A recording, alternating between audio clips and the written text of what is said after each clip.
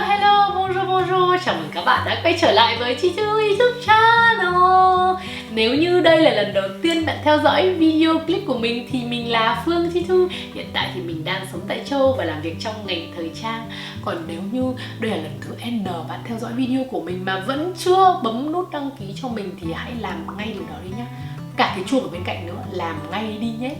Còn video ngày hôm nay, trước khi bắt đầu vào chủ đề chính thì hãy cho Thí Thư gửi lời chúc mừng năm mới 2021 đến với tất cả các bạn đang xem cái video này. Và Thí Thư cũng gửi lời cảm ơn đến tất cả những bạn đã luôn theo dõi, luôn động viên, luôn ủng hộ Thí Thư trong thời gian qua. Và cái kênh YouTube Phương Thí Thư này sẽ không bao giờ có được ngày hôm nay nếu như mà không có tất cả các bạn 34.000 con người đã ấn nút subscribe cho Thí Thư trong năm 2020 vừa qua. Thì năm 2020 vừa mới khép lại rồi. Với mỗi con người có thể là mỗi bạn sẽ có những cái cảm xúc khác nhau. Đối với mình thì là có quá nhiều những cái cảm xúc thăng trầm. Và ngoài ra nữa thì đối với bản thân mình, hai cái tuần vừa qua mình gặp khá nhiều khó khăn trong công việc cũng như là những cái câu chuyện ngoài lề khác nữa. Nói thật với các bạn rằng là nỗi bất hạnh nhất của một người con xa xứ đấy là không thể nào có mặt được ở bên cạnh gia đình mình khi mà những cái người thân thiết của mình cần đến mình các bạn ạ. Thì đấy cũng là một cái lý do vì sao mà thời gian qua mình không có thể dành thời gian cho YouTube được. Và mình hy vọng rằng là mình sẽ thu xếp được nhiều thời gian hơn trong thời gian tới. Cho nên là các bạn hãy luôn ủng hộ và luôn động viên mình nha. Mình rất cần những cái sự động viên của các bạn.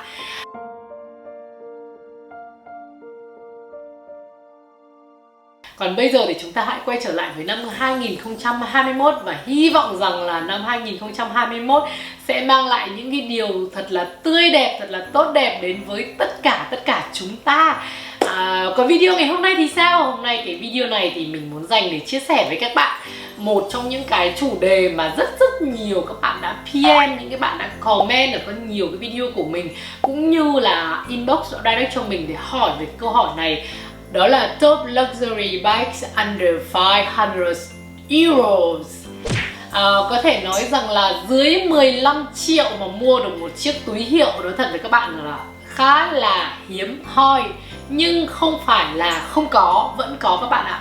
Và mình đã sắp xếp cho các bạn 8 chiếc túi hàng hiệu, có thể dùng từ hàng hiệu, hàng cao cấp, hàng designer mà chỉ có trị giá dưới 15 triệu mà thôi.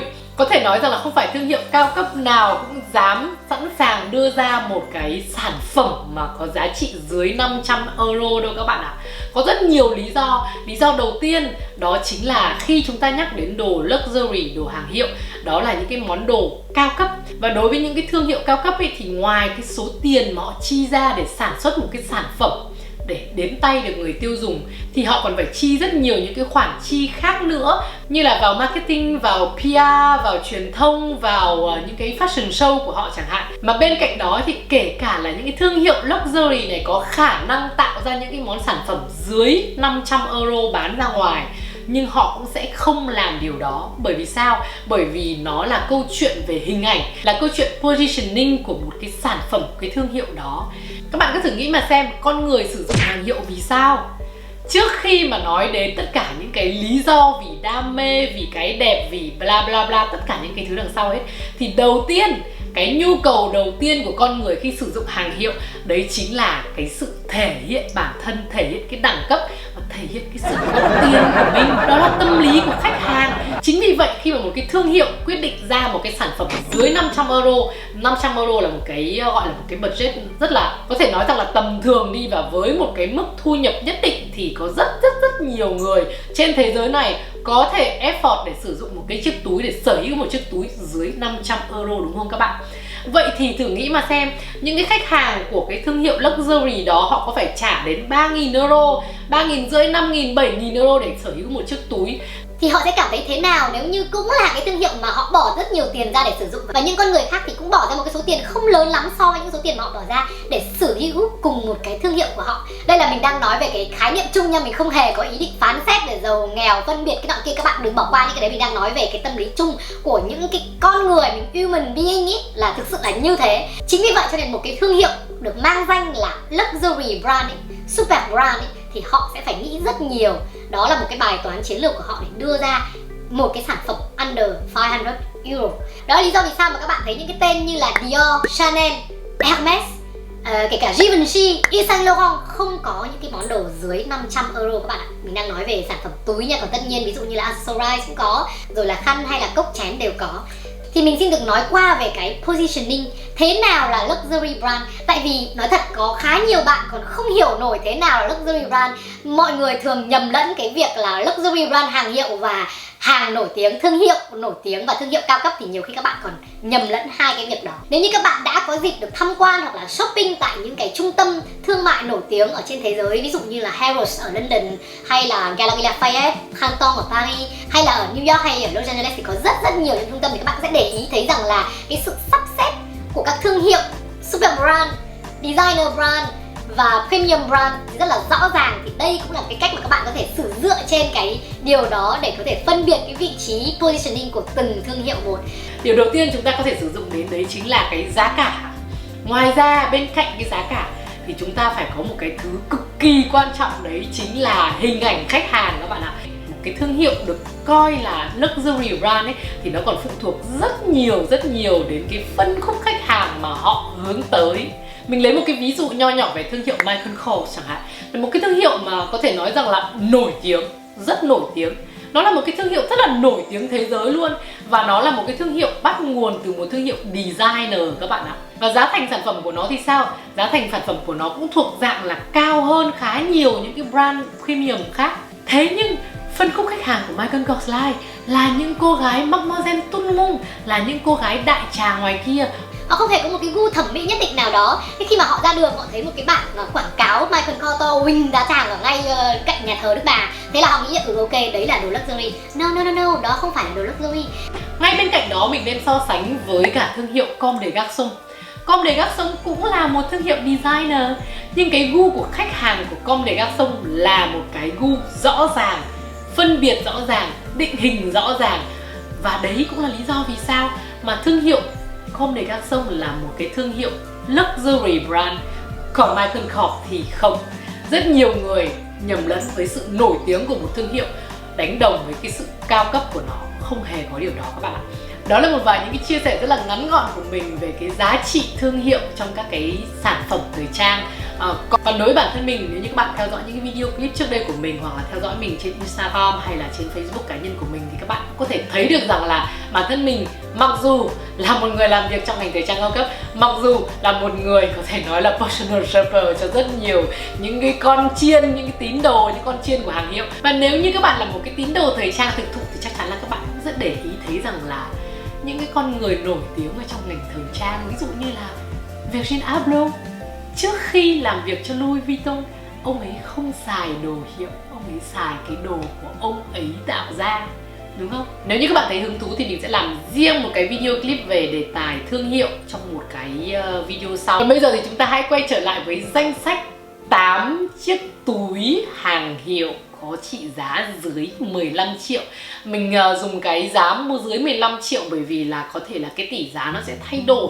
Ví dụ như bây giờ euro đang rất là cao chẳng hạn, hay là tiền bảng cũng đang rất là cao, thì cái giá trị quy đổi sang tiền Việt nó sẽ bị cao hơn. Đầu tiên nằm trong top của đủ loại top ấy, đó chính là em pochette accessoire của Louis Vuitton.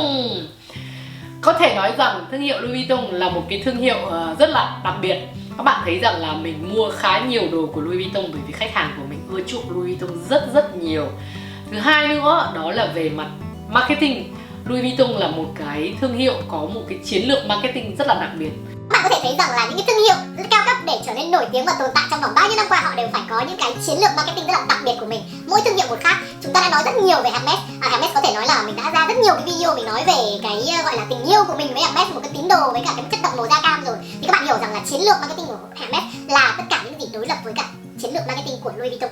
Vậy nhưng không ai đem hai cái thương hiệu này ra để so sánh với nhau cả, bởi vì mỗi một thương hiệu đều có một cái giá trị nhất định, đẳng cấp nhất định của họ ở trong cái thế giới thời trang cao cấp. Mình là một người rất là may mắn được làm việc với tư cách là một cái tư vấn chiến lược marketing cho các cái thương hiệu, mà mình rất là hy vọng một ngày nào đó có thể chia sẻ với các bạn kỹ hơn về cái câu chuyện thương hiệu trong một cái talk show hay một cái dịp nào đó, bởi vì những cái video là không thể nào mà truyền tải hết được. Quay trở lại với Louis Vuitton thì có thể nói rằng là cái em mini pochette này là một cái món đồ mà được tìm kiếm nhiều nhất, bởi vì là giá thành của nó rất là rẻ. Giá retail của nó tại Pháp chỉ dao động từ 300 euro đến 450 euro nữa, tùy thuộc vào finishing và collection của nó mà thôi. Thế nhưng đấy là chuyện của giá retail. Còn giá mà đến tay các bạn ấy, đến tay người dùng ấy thì nó lại rất là đắt. Lý do vì sao vậy? Bởi vì nó rất là limited, mà cái gì nó càng hiếm thì nó lại càng trở lên cao hơn cái giá trị của nó, đúng không các bạn? Bởi vì sao lại vậy? Bởi vì đây chính là một trong những con bài marketing của thương hiệu Louis Vuitton. Điều đặc biệt của chiếc túi này là bạn sẽ sở hữu được nó bởi một cái sự may mắn nào đó, tức là cái túi này cái số lượng của nó ra rất là ít luôn các bạn ạ, và nó sẽ để ở một số những cái cửa hàng xung quanh tất cả các nơi trên thế giới mà rất là ít, và hầu như nhân viên của các cái cửa hàng đấy đều không biết được là họ có hay không có chiếc túi này. Và nếu như họ có chiếc túi này, họ cũng không được phép book cho ai đó, giữ cho một ai đó. Ví dụ như mình là khách VIP chẳng hạn, mình bảo là tôi tìm cái túi này, nhưng nhân viên người ta cũng không có khả năng để giữ chiếc túi này cho một khách gọi là VIP cả. Mà ai là người, khách hàng nào là người đến đầu tiên và họ hỏi họ có cái túi đấy lúc đấy thì họ sẽ được mua cái túi đấy các bạn. Đấy là lý do vì sao mà nó trở nên hot hit hơn. Và mình không biết là nó sẽ được bán ra với cái giá là bao nhiêu tại thị trường Việt Nam, nhưng mình nghĩ là không thể nào mà dưới 18 đến 20 triệu được đâu, nó sẽ khoảng vào cỡ đó. Đấy là cái giá của chiếc túi khi mà đến tay các bạn ạ. Chiếc túi thứ hai nằm trong top danh sách 8 chiếc túi mà mình đã chọn lựa cho các bạn ngày hôm nay ấy. Và có thể nó sẽ chỉ dừng tại năm 2020, 2021 này thôi nhé các bạn nhé. Lại tiếp tục là một chiếc túi của thương hiệu Louis Vuitton. Vâng, nó chính là một em purse toilet. Chiếc túi này thực ra là không phải là một chiếc túi, nó là một cái pouch để đựng những cái đồ mà ví dụ dùng để toilet của các bạn khi mà các bạn mang đi du lịch hay gì đó ấy. Thì thực ra bản chất của chiếc túi này được thiết kế ra để dành cho các bạn đi du lịch. Thế nhưng mà có rất nhiều những người tiêu dùng, những khách hàng họ đều sử dụng chiếc túi này giống như là một chiếc pochette để xách cùng. Và chiếc túi này thì cả nam và nữ đều sử dụng khá là phổ biến chiếc túi này theo cái kiểu cầm đi như vậy, chứ thay vì là để đi du lịch mà đựng bàn chải đánh răng hay là kem đánh răng hay là cái gì đó, những cái thứ liên quan mặc make up hay gì đó. Và cái size phổ biến nhất mà mọi người hay sử dụng đấy là cái size 26, là nó dài 26 cm. Thì nó khá là vừa tay, và mình thấy rằng đây là một cái món đồ hợp lý, bởi vì giá thành của nó rất là rẻ, nó cũng chỉ dao động từ 300 cho đến maximum là 450 euro trong cái bộ sưu tập Game On mình vừa rồi thôi. Hiện tại các bạn vẫn có thể tiếp tục đặt chiếc túi này tại cái trang Instagram của mình các bạn nhé. Chiếc túi thứ ba nằm trong cái danh sách của top 8 này, các bạn có biết đấy là ai không?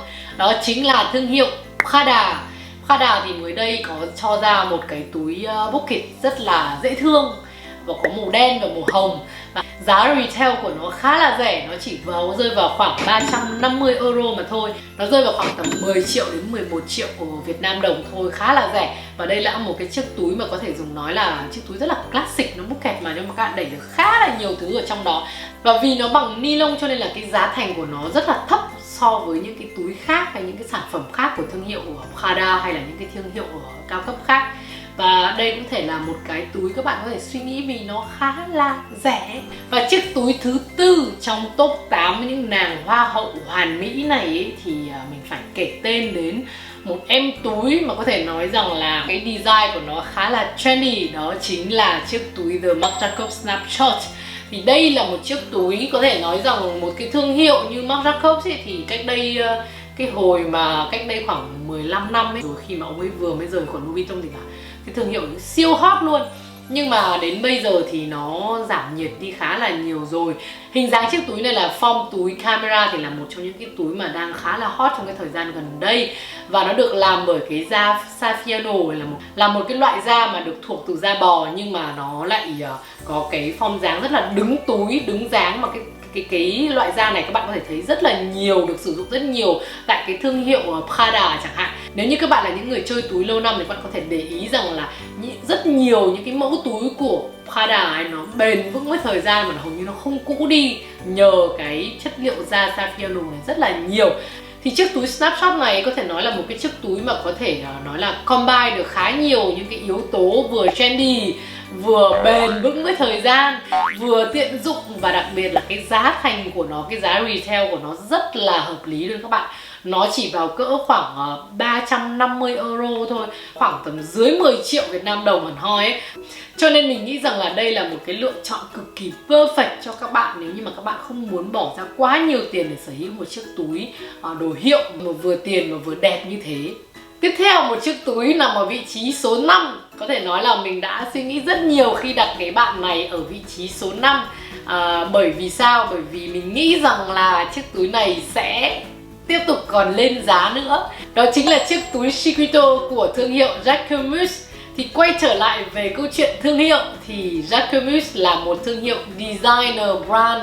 Nó vẫn chưa được xếp vào hàng super brand giống như kiểu cùng ngang hàng với cả Louis Vuitton, Chanel, Dior hay là tất cả những thương hiệu mà mình biết đến từ trước đến giờ. Thế nhưng Jacquemus của chúng ta sẽ còn bước lên nhiều những cái đỉnh vinh quang mới các bạn ấy. Cho nên mình nghĩ rằng là chiếc túi này sẽ còn tiếp tục tăng giá. Trước đây nó có giá rẻ hơn rất là nhiều, nhưng bây giờ thì giá nó bắt đầu tăng lên. Và cái độ hiếm của chiếc túi này nó cũng tạo nên cái sự hot của chiếc túi này, cũng như là cái vị trí của em túi này cần phải có mặt ở trong top những cái hoa hậu mà đình đám ở dưới 15 triệu các bạn ạ. Trong cái dòng túi Chiquito này thì có cái rất nhiều size, có cái size bé xíu được đúng 2 euro. Thì mình cũng có mua cho Ngọc Trinh một cái, mình một cái, và mình hiện tại đang ở Việt Nam. Và tiếp theo là cái size mini thì nó đúng bằng này, mình đã mua một cái là màu đen. Thì các bạn có thể thấy rằng là mình vừa để đeo ở đây mà để vừa đúng cái thẻ, còn để vừa một cái thẻ ngân hàng nhé. Bắt đầu từ 3 cái thẻ ngân hàng trở đi là khó khăn khi mà để vào đấy các bạn ạ. Chìa khóa để không vừa thì nó chỉ cỡ bằng này thôi, rất là bé, và chính vì lý do đó nên mình đã thanh lý rồi. Các bạn có thể, mình khuyên rằng là nếu như các bạn muốn tậu chiếc túi này thì hãy tậu cái size medium. Thì size medium này có giá là 525 euro, thì nó chỉ nhỉnh hơn cái mini có một tí xíu thôi, và nó vẫn còn nhen nhóm ở trong cái khu vực 15 triệu. Mình nghĩ rằng là giá thành về đến Việt Nam khi mà sau thuế thì nó sẽ mắc hơn rất là nhiều. Mình nghĩ cũng phải tầm vào cỡ khoảng 18 đến 20 triệu gì đấy. Nhưng cái điều đặc biệt là mình tìm nó rất là khó các bạn ạ, lúc nào cũng out of stock. Nó chỉ ra một cái số lượng rất là nhỏ thôi, thì mình có thể hiểu rằng là Jacquemus đã hiểu ra cái chiến lược marketing của anh ấy, và anh ấy ngày càng đến gần hơn với cái vị trí super brand rồi các bạn ạ. Vậy cho nên nếu ai mà thích cái dòng túi này thì hãy tậu ngay một chiếc đi nha các bạn nhé, không là sau này sẽ ân hận đấy. Tiếp theo nằm ở vị trí số 6. Nếu như mà các bạn là những cái con chiên tín đồ của streetwear, chắc chắn là các bạn thích cái túi này, và mình nghĩ rằng là các bạn hãy tậu lấy một chiếc, bởi vì nó khá là rẻ. Một chiếc bằng leather nó cũng chỉ khoảng vào cỡ là 180 euro đến 200 mấy euro thôi, thì nó cũng rơi vào khoảng tầm từ 4 đến 6 triệu Việt Nam đồng một chiếc túi của Maison Margiela. Thì cái thương hiệu Maison Margiela trước đây nó vốn là một cái thương hiệu nghiêng khá nhiều về phong cách tối giản, với những cái piece cực kỳ độc đáo. Nhưng mà từ khi mà John Galliano trở về làm director artistic đến bây giờ ấy, thì cái thương hiệu này nó mang một cái chất nó cũng vừa tối giản, nó vẫn cứ vừa mang được cái tính khùng điên của Galliano. Thì nó là một cái thương hiệu cực kỳ, đối với mình nhé, là một cái thương hiệu cực kỳ interesting. Nó có một cái chất riêng của nó. Chiếc túi Sister Bag này là một chiếc túi khá là to, nó phải cỡ khoảng 35-40 cm chiều ngang, và cao cũng phải tầm độ khoảng 45-43 cm thì đấy. Nó khá là to, và nó giống như kiểu một cái bị được thoải mái, thoải cái gì cũng được, và cả bạn nam bạn nữ đều có thể sử dụng chiếc túi này được. Và mình nghĩ rằng là nó sẽ là một cái lựa chọn tuyệt vời đối với những cái con chiên tín đồ của streetwear các bạn ạ. Chiếc túi nằm ở vị trí số 7, có thể nói là một chiếc túi tiếp tục dành cho các cái tín đồ của thời trang tối giản. Nhưng mà thực ra nó là một chiếc túi cực kỳ dễ và các bạn tiện dụng, và các bạn có thể dễ dàng mix and match với tất cả những cái phong cách khác nhau. Đó chính là chiếc túi Heel Punch của Loewe. Đây là một cái thương hiệu của Tây Ban Nha. Thì nó là một cái chiếc túi crossbody ấy, thì nó khá là bé và nó rất là đơn giản. Có một chút logo ở phía trên cùng với cả cái chất liệu da của Loewe rất là tinh tế. Thì mình thấy rằng là đây là một cái túi mà cực kỳ là dễ sử dụng, và các bạn có thể phối nó với rất nhiều những cái kiểu dáng trang phục khác nhau. Và nó là một chiếc túi với cái giá thành cực kỳ là hợp lý. Giá retail của chiếc túi này tại Paris thì nó rơi vào khoảng từ 380-400 euro. Mà nói thật với các bạn là mình quá thích những cái sản phẩm ready to wear của Loewe luôn các bạn ạ. Cái phong cách đến kiểu dáng và chất liệu đều rất là ưng, và nói thật so với cả những cái thương hiệu khác, ví dụ như là Louis Vuitton hay Chanel hay Givenchy gì đấy, thì thương hiệu Loewe là một cái thương hiệu nó thật ra là rất là dễ thở luôn về mặt giá cả các bạn ạ. Chiếc túi cuối cùng trong top 8 những hoa hậu Hàn Vũ này thì mình xin phép được gọi tên Gucci.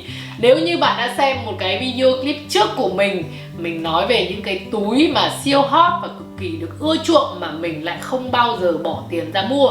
Thì các bạn cũng thấy rằng là Gucci cũng được liệt trong danh sách đó. Và đặc biệt là chiếc túi GG Marmont được liệt trong cái danh sách 5 chiếc túi mà mình không thích đó. Tuy nhiên trong cái top 8 hoa hậu Vũ này mình lại dở mặt bầu hen mini Marmont vào trong cái top 8 này. Lý do tại sao không các bạn ạ?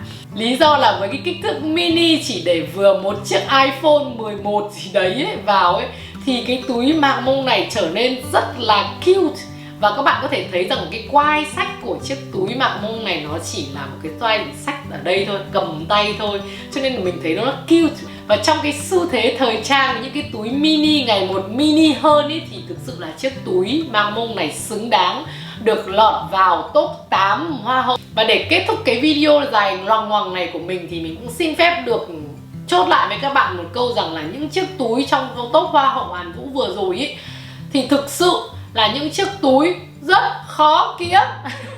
Cho nên khi mà về đến tay của các bạn ấy, nó sẽ không có cái giá 15 triệu đâu. Mình nghĩ như thế, bởi vì thật sự mà nói cái gì là của hiếm thì nó sẽ đẩy cái nhu cầu của mọi người lên cao và làm cho cái giá thành của nó cao lên. Rất tiếc là như vậy.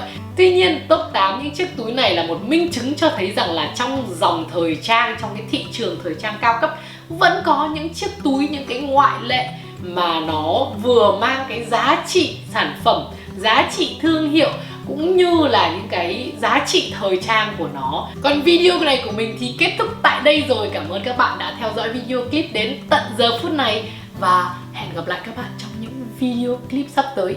Nếu như mà các bạn muốn mình tiếp tục làm video về những chiếc túi dưới 1.000 đô la thì hãy comment ở phía bên dưới cho mình biết nhá. Không nhiều comment là mình không có làm đâu. Ok, chào tạm biệt các bạn và hẹn gặp lại các bạn trong những video clip sắp tới.